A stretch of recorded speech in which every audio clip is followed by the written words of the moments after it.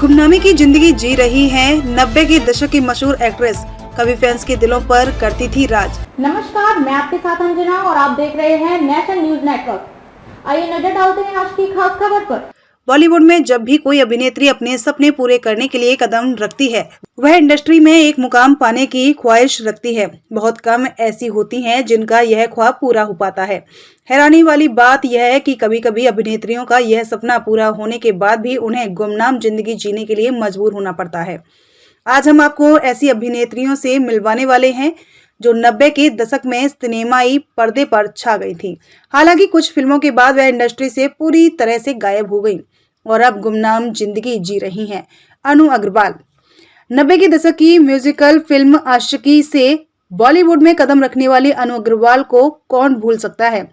Film के गानों की तरह ही उनकी और राहुल रॉय की जोड़ी दर्शकों के दिलों में बस गई थी। यह फिल्म सुपर डुपर हिट रही थी और आशिकी ने अनु अग्रवाल को टॉप एक्ट्रेस में शुमार कर दिया था, लेकिन पहली फिल्म के बाद एक दो फिल्मों में नजर आने के बाद उनका एक्सीडेंट हुआ था और इसके बाद वह इंडस्ट्री से पूरी तरह से गायब हो गई थी। अश्विनी भावे बॉलीवुड में हिना से शुरुआत करने वाली अभिनेत्री अश्विनी भावे को पहचान मिल गई थी। इस फिल्म के बाद वह अक्षय कुमार के साथ फिल्म सैनिक में नजर आई थी। हालांकि कुछ प्रोजेक्ट में नजर आने के बाद अश्विनी भावे को उस तरह से सफलता नहीं मिली जैसी उन्हें मिलनी चाहिए थी। ऐसे में उन्होंने दक्षिण की फिल्मों का रुख कर लिया था और बॉलीवुड से हमेशा के लिए दूर हो गई थी। आयशा जुल्का 90 के दशक की खूबसूरत अदाकाराओं में शुमार आयशा जुल्का का नाम भी इस लिस्ट में शामिल है। अभिनेत्री ने खिलाड़ी और जो जीता वही सिकंदर जैसी सुपर हिट फिल्मों में काम कर दर्शकों के दिलों में जगह बनाई थी। हालांकि मशहूर होने के बाद भी आयशा लंबे समय तक इंडस्ट्री में अपने पैर जमाकर नहीं रख पाई थी। नीलम कोठारी 90 के दशक में कई फिल्मों में नजर आई थी। उनकी झोली में सलमान के साथ एक लड़का एक लड़की, हम साथ साथ हैं जैसी फिल्में करने के अलावा नीलम ने गोविंदा के साथ भी कई सारी फिल्में की।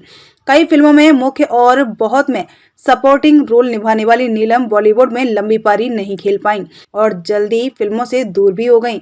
ममता कुलकर्णी 90 के दशक की इस अभिनेत्री को लोग मंदिर में देवी की तरह पूजते थे। ममता कुलकर्णी की खूबसूरती पर दर्शक इस कदर फिदा थे कि उन्होंने उनका मंदिर तक बनवाया था।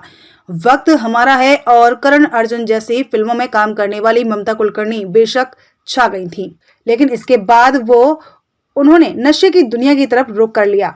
इसके चलते उनका करियर बर्बाद हो गया।